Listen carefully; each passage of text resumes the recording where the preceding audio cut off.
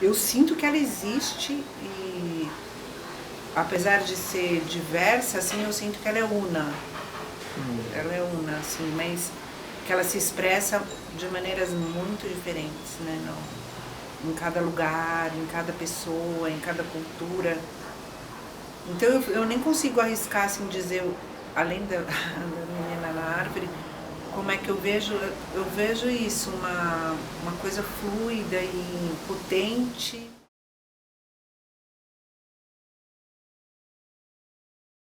A impressão que dá é que a gente aprisionou, assim, que ela está aprisionada ou está impedida de se expressar de alguma forma. Até porque o Brasil é esse país tão interessante de sincrético, né, onde o sincretismo se dá de tudo, né, a gente experimenta, tem essa coisa que, que vem. Por outro lado, às vezes a marca da influência que vem de fora ganha da expressão interna, né? Então, quando a gente faz releituras, é muito bonito, mas às vezes é releitura de algo de fora. Eu acho que a gente aprendeu muito a fazer releitura, a fazer sincretismo, a misturar, mas coisas que não são nossas, né? Acho que talvez, o que é nosso mesmo, né? O que é nosso mesmo, o que é... Do que a gente é feito, eu acho que essa é uma pergunta que eu me faço muito. Então eu acho que essa alma ela precisa de tempo e espaço para se expressar, né? E de recursos. Quão geniais e cientistas são nossas crianças, né? Que bolam estruturas as mais sofisticadas possíveis. Mas isso cai no mata-burro na hora que entra na escola, né? Os lugares que legitimam os saberes, eles não portam para a alma brasileira, né? Então aí ela se protege e vai para algum lugar lá, que eu não sei onde é que a gente depois tem que ficar indo buscar, né? Fazer retiro dos tambores, terapia da respiração. Eu senti muito forte o absurdo que é ver uma criança dançar o boi no Maranhão e eles serem os piores alunos de matemática, né, do Brasil, e eles darem conta de toda aquela coreografia, daquele ritmo, né, serem músicos maravilhosos. E se você pensar isso, tem uma desconexão profunda do nosso talento, que eu acho que a alma é talento, né, para mim é onde a alma é talento também, ou seja, o talento está na alma, vem da alma, os talentos vêm da alma brasileira. E esses talentos não são reconhecidos na escola, né? Na escola a gente construi uma série de referências totalmente externas, não são brasileiras. A escola brasileira é francesa, é americana, ainda. Então a gente se inspira sempre em coisas de fora.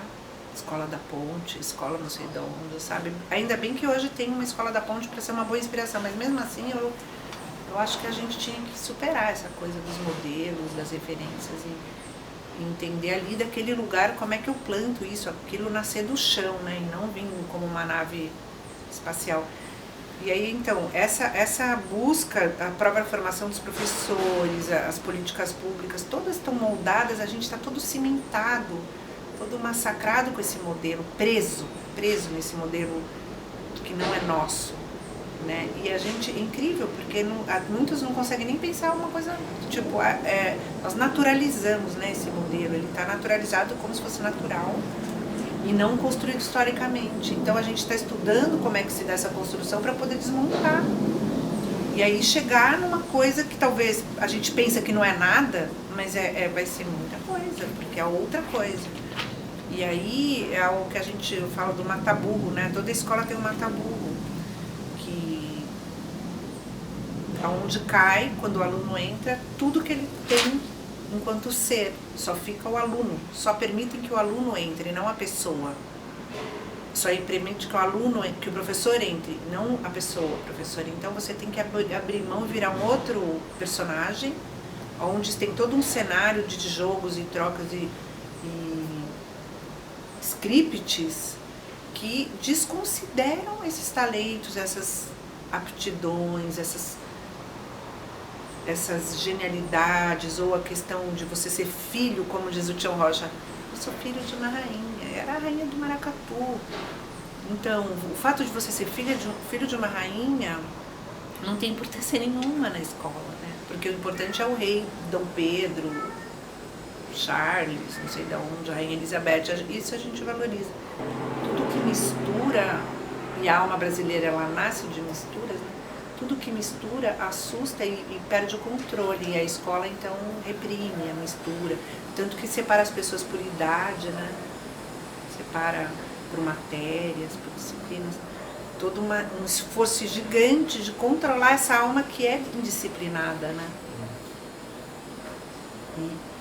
E aí é um trabalho grande, né? Um trabalho grande de reinvenção, mas eu continuo desconfiada que tem alguma coisa errada nessas obsessões das aprendizagens, das etapas, do que deve se aprender dos valores, do que deve se aprender em cada hora.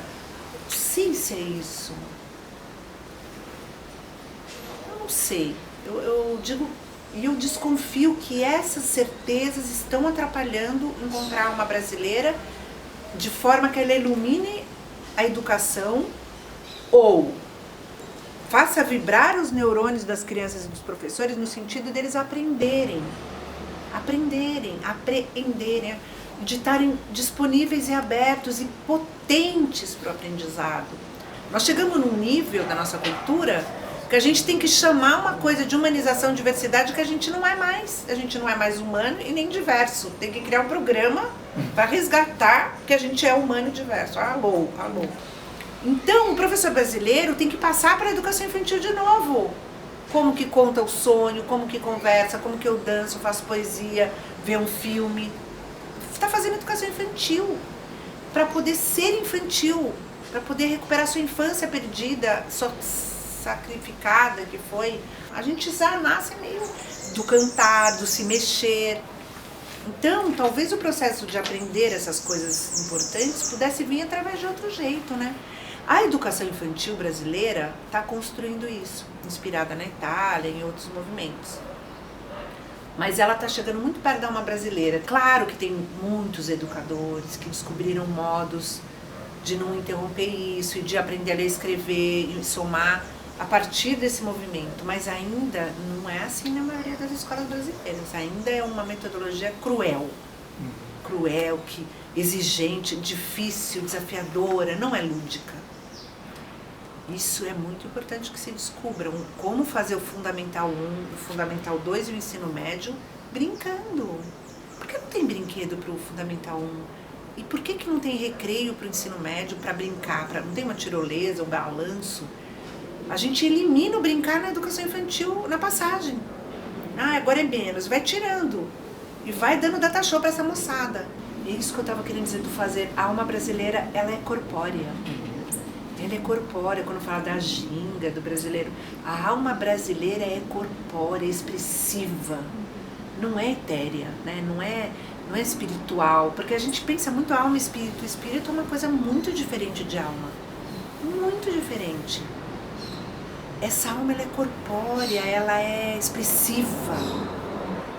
Ela tá na expressividade, ela tá nessa fresta da expressividade. A criança tem que ir de volta para a rua, né? E acho que isso é uma coisa bem radical. Porque, né, a alma brasileira, ela vive na rua. É outra coisa, eu acho. A alma brasileira, ela é livre. Ela vive na rua, ela quer a rua, ela se alimenta da rua, né? Do que não é controlado. E aí não entra na escola. Ela não pode, ela é reprovada na escola, uma brasileira.